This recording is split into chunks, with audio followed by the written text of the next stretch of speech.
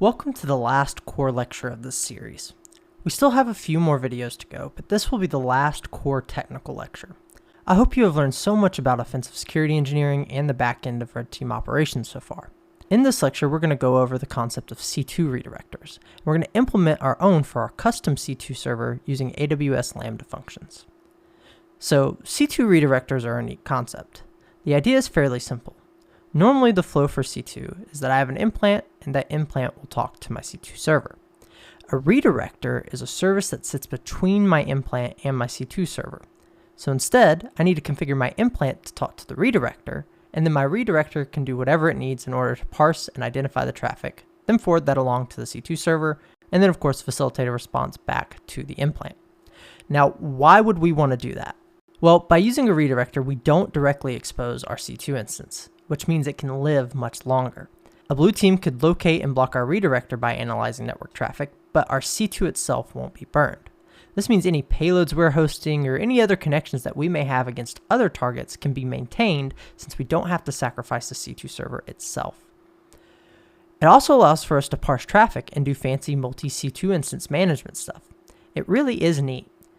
And we're not going to dive too deep into all the capabilities today, but we are going to set up a redirector for our custom implant to point to before we finally execute this campaign. So for this lecture, I'm actually going to be referencing and borrowing a lot from Adam Chester's blog post. I'll have it in the course notes for this lecture. Adam's blog post covers in great detail how to implement redirectors with AWS Lambda functions for Cobalt Strike, and it actually inspired this whole section for me. So a big thank you to Adam for publishing that blog and sharing that information with the world. That's always an awesome hacker thing to do. Now, originally I was going to try to use Adam's code as is, but the reality is I didn't need most of it, so I ended up writing a lot from scratch. So while I am really inspired by Adam's blog, I couldn't really use much of the code because it just didn't apply. I needed something more simple, actually. So what I have here is now written from scratch, just heavily inspired by Adam's blog. Now, what's really cool about all this, though, is that we're going to use an awesome framework that I love called the serverless framework. Adam elected to use Golang as their language of choice here. Now, usually I'm more familiar with writing Python-based lambdas personally, but I stuck with Golang to keep a common theme, and our implant's even written in Golang as well. Anyway, back to the point here. Serverless framework is a framework that's designed to help you develop and deploy serverless applications. What in the world is serverless anyway? We've already been living in the cloud. What does it mean when I say serverless? There's always a server, right? Well, you're right, there is. But serverless is this idea that we don't need to spin up and maintain our own server infrastructure, or even like Kubernetes clusters or any other infrastructure. Our servers and infrastructure become the platform itself. In this case, AWS, but this could be Azure, GCP, or any other service provider. Basically, a service is provided that we can use to execute code to run an application. It takes our code and runs it all for us. In AWS, these are known as lambdas or lambda functions. So we are essentially setting up a lambda function that when hit on a given endpoint does the thing that we needed to do. And the thing that we want it to do in our case is redirect to our C2. So we're going to get it to do just that. So for every request and response, we're going to want Lambda to kind of basically sit in the middle. It's a kind of a middleware piece. It's going to facilitate all those responses and requests to the C2 server and the implant. All right, so let's dive on in and get that set up. So originally I was going to start by looking at the serverless function, but it kind of doesn't make sense without going over the C2 implant first. So let's pivot real quick and start talking about developing our custom C2 implant. So this is our custom C2 implant. You see we already have some pre-filled Lambda endpoints from when I was doing some testing before. Basically, this implant for this course is going to be kind of a single-way communication. Our C2 server can really only facilitate one at a time, and we'll take a look at that code in a second as well. But I built this based off of Agent Smith, which is a very, very rudimentary Golang C2 implant that's supposed to be universal. The idea behind Agent Smith is that you would use public infrastructure, something like, Twitter as a C2 or something like that. You just point it at the web and give it a certain syntax and it'll parse the commands. This is more succinct. It's more purpose-built to interact with a specific C2 server. So I did a couple of things differently. I actually looked into how Merlin parses commands and implemented that using this shell words module here. So that's kind of one of the bigger differences. And the other difference is some initialization and looping to know when our agent is checked in initially, and also to just kind of like give us an idea when we're ready to execute commands again. But the big thing here to see is how we're actually executing commands. So we see that we come and we get this URL. So in this case, this is going to be our C2 server. So we're going to do a GET request on that URL, and whatever's in the body, in this case, it normally would be our command. So we're going to get the response body, and what we're going to be putting in the body of the page on the request is a command like ls who am I ID. We're going to parse that out. And then I've got this regular expression that's going to check for whatever the first thing is and then cut off after the initial space, parse that out and get that. And that's going to be our command. So that'd be like our ls. Then I want to get all of the possible arguments, parse those out. And that could be like, if I wanted to run ls-la. So that's going to get our arg string. And then I'm going to use the shell words module to actually parse out all of the arguments that are in kind of like an array of args. So once I do all that, I've got some basic checks here to see, okay, is there even a command and are there even arguments? If it's just a single command, run the single command. But if there's arguments, let's get all those args in there as well. And it's basically just executing the command. But when we execute the command, that command's returning some output. So I'm getting that output as well. That's where we send the response. And the way we send a response is really simple. We just send a GET request. So we send a GET request to get the command, and we get that from the response body. But when we're returning data, we return it within the URI of the GET request. That's how this works. So how are we parsing that? Let's take a look at the C2 server. I actually elected to write the C2 server in Python. There's a couple of reasons for that. One, I wanted to demonstrate that you don't have to use the same language across the project. It's all about just basic client-server communication. You can write the client whatever you want to write the client in, and the server whatever you want to write the server in. In our case, we control where the server runs. We usually have access to Python or whatever on our C2 installations. Go, however, can be cross-compiled to run on Windows, Linux, Mac, whatever. So it's a lot more versatile and a lot more portable. So it makes sense for our implant to be in Go, and it makes sense for our C2 server to be in kind of whatever we want to run it on. The other reason is, well, I was developing something similar to this in a hands-on session for a local DEF CON group meeting, and we didn't get very far. So I kind of took it upon myself to finish it. So this is kind of the finished product of it. It could do a little bit more, and there are obviously some improvements that could be made, but it works really well for what it is. And the third reason is it's just a lot faster to write an HTTP server in Python, at least for me, because I've done it so many times. So I was getting kind of lazy by the time I was done writing the implant, and this is the server we get. But it's functional. It works great. So the way we're actually parsing things is we're hijacking the kind of GET functionality. So when we get a GET request in the HTTP server class, we're checking the path. So first we have an agent check-in that'll just let us know, hey, the agent's checked in for the first time, or it's ready. It's ready to receive commands. And actually, every time we do a GET request, we'll receive a new prompt. That's how the loop works. So the agent really shouldn't even respond or allow us to give it another command until it's returned the response from the command it just executed. So we're kind of in a loop. It doesn't work perfectly. It's a little glitchy sometimes, but it does work overall. So the key thing here, though, is how we get that response back. And so as long as the path just isn't a blank slash, as long as there's something there, we're going to parse that path and put that in output, and we'll say agent returned whatever that output is. So we're going to unquote it, parse it out, and just display whatever the output is. This does leave a initial like leading / on the request, but it's still very clear as to what our output is, as you'll see. So that's how it works. Now let's dive into the redirector and see if it's going to make more sense. So all we're really doing here is getting that request path.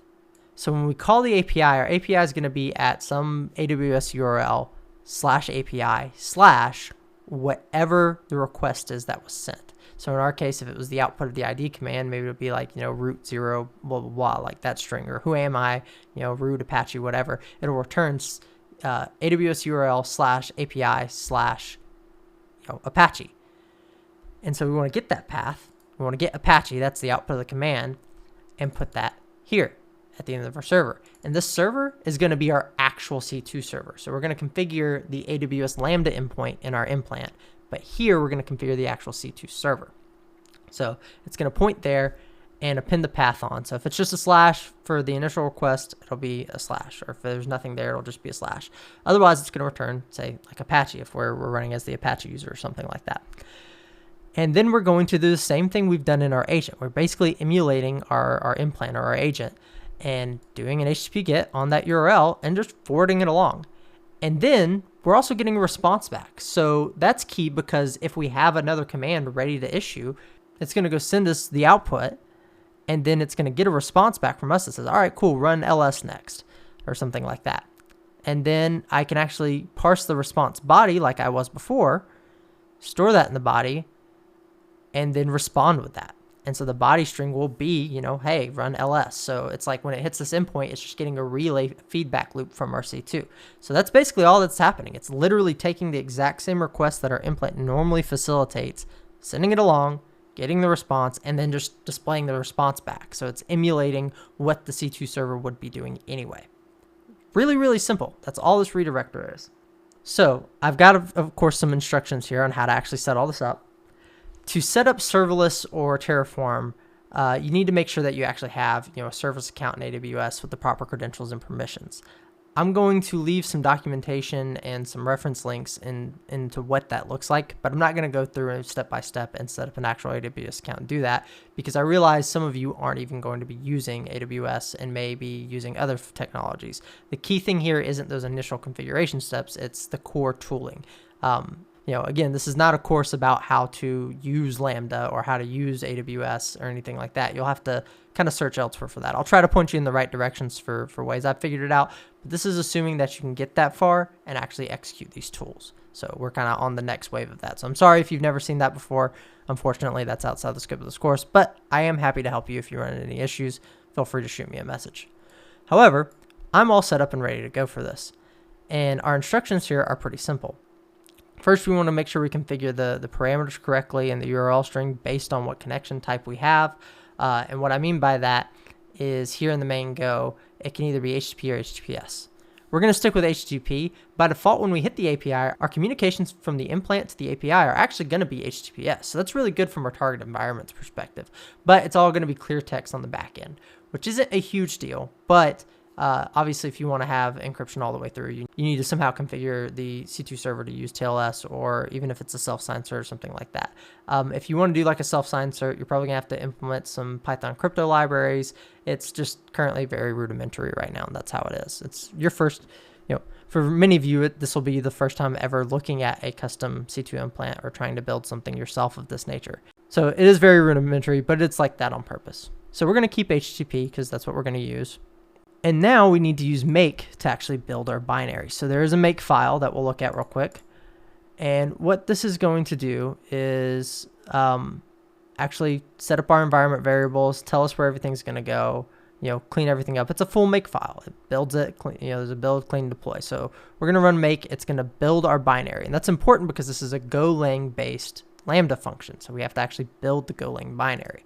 This is a step that I skipped often when I was doing this for the first time in Go instead of doing it in Python. I would make a code change, then run an SLS deploy, and nothing would work. And it was really painful. And then I realized that I just was forgetting to run make every time. So rookie mistake when I was first learning all this stuff, but I'm going to pass that on to you. So we're going to run make. That's going to build it. And then our next instruction is simply to run SLS deploy. SLS is the serverless framework deploy. So run SLS deploy. And we actually have this dynamic server variable here for our public IP or domain. In this case, we know that that is udemy-c2.injection.sh. And I'm going to want to run this on a specific port. We're going to run this on port 9001 because it's over 9000. We're already occupying port 80 and we're not using TLS, so I don't want to run into some weird issues with 443. And it really doesn't matter in this case because this doesn't affect our egress traffic at all. So just as long as it's something that's listening on the C2, it'll work just fine. So we're going to do that, and this is going to deploy our Lambda function. All right, so while we wait for this deploy, we're actually going to go start setting up our actual C2 stuff. So I'm going to cheat a little bit. I'm just going to kind of copy paste things around. So I'm going to go get the C2 server, and we're going to go over to our C2 server.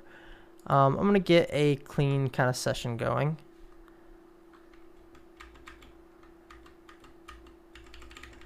See if we can't.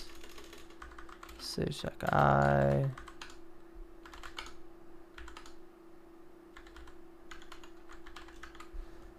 don't know what my IP was off the top of my head. Hopefully we can go get that from here. Awesome. Just get a clean session because we want to maintain our proxy, and also there's just a lot of verbose outputs on the other two sessions. So I'm going to go into /temp. We're just going to run everything out of here. So we're going to make a temporary call it simple C2. Host this out of here. And I'm gonna run tmux. Because we're probably gonna do a couple things out of here. In fact, I'll go ahead and set up some working directories because we've got to serve our implant as well. All right. So first thing I'm going to do is get our Python file here. So I'm going to say vim, what do we normally call it? Simple C2 server, simple C2 server.py. Doesn't really matter, but oh, I knew that was going to be a bad idea. All right, so instead of cheating, we're gonna copy this correctly. So we'll SCP, and we'll want to copy from our desktop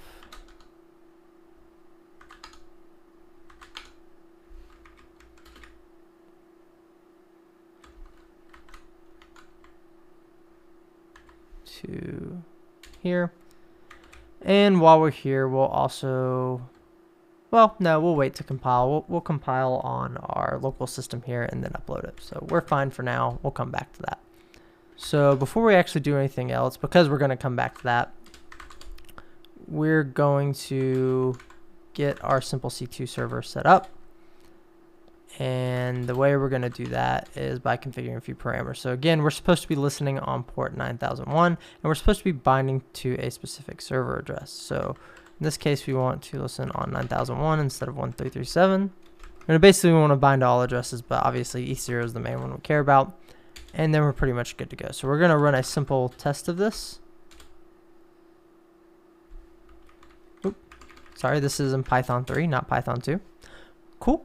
So looks like our simple C2 server is initialized, and we can actually test it real quick. If I go and make a curl call to HTTP at udemy-c2.injection.sh on port 9001, test.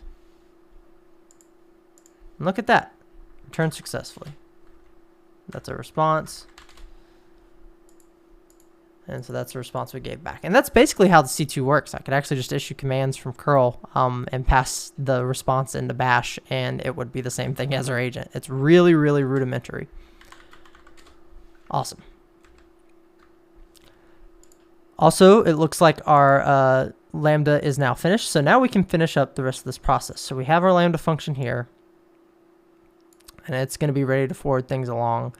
And so this is the address we need to actually start setting up our implant. So we're going to go over to our main go in our implant, sorry, not our Lambda function. And we're going to start replacing all these addresses. So this is one in the response. And so we'll replace that with the proper address we need. So those are the three places where you have to specify your C2 server in this implant. Obviously, this could be a lot better. This could be abstracted into a higher level variable or even passed in as like a make parameter. I believe Merlin tries to do that as well. So you can kind of dynamically specify whatever the URL is going to be. So I issue that as a challenge to you. Improve this implant. Make some things like that a little bit nicer. I leave kind of room for improvement there on purpose. It's not just because I'm lazy and don't want to finish things. It's part of the course. You should go in there, explore, experiment around with these implants. It's pretty much built code for you to play with, but there's a lot more you can do with it. You could make this do some really, really awesome stuff. So I really want to encourage that. All right. So we've got all that set up, and we're going to go over to our simple C2 implant.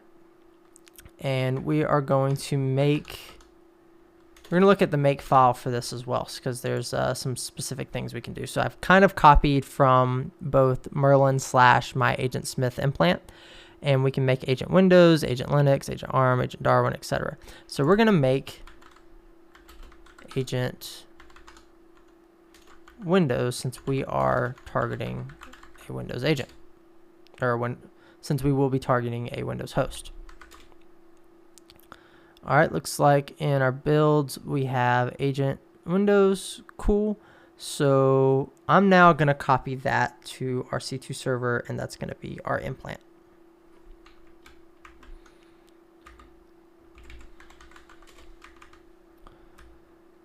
So much like we did before, only this time we're going to go over to builds.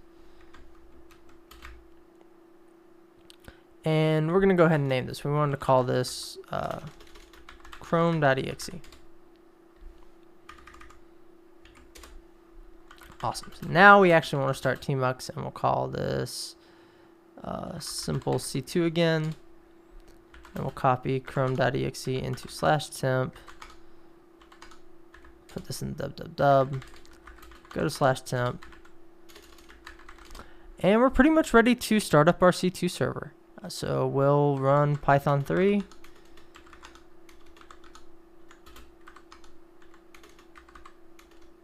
Oh, well, actually, we need to cd into our simple C2 server first. That would help. So Python 3, simple C2 server. Awesome. Now we go into our dub, and we want to host a simple HTTP server on its own, kind of like we mentioned before. And this is going to be on port 8080. That's where we've got our stager for our phishing campaign ready to go. Oop, typo there. Cool. All right, so our C2 is now listening, our payload is being hosted, and our redirector is set up. All we have to do now is start our campaign. So let's run it. Now the caveat step here is that once I run the campaign and download the binary, I'm going to have to get this, I'm going to have to get it onto a Windows system real quick. So there's going to be some kind of background finagling as I emulate the process a little bit, but overall it's going to work really well. So I've got my email set up over on the side to facilitate this process, and I'll drag over the actual email and show you everything as we go. So now we want to set up a new campaign. This is going to be the Chrome campaign. It's going to be the real one. Just like we did before.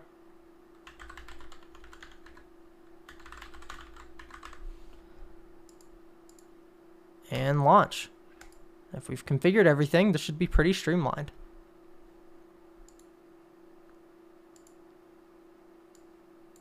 So here's the email we just received. So we're going to navigate to that downloads page.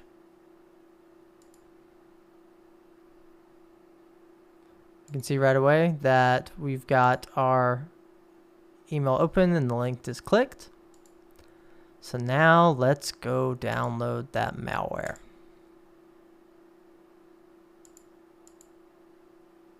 Awesome, perfect. There's that chrome.exe. So we'll save it. And then here's where I have to go do some kind of background finagling to get the rest to work. So I'll probably skip ahead to where it's ready. All right, so I've got the Chrome exe downloaded onto my Windows victim machine. So we've successfully worked through the process. They've been phished, they've downloaded the Chrome, and now they're going to install this fake Chrome update, and we should get a callback. So we'll run that.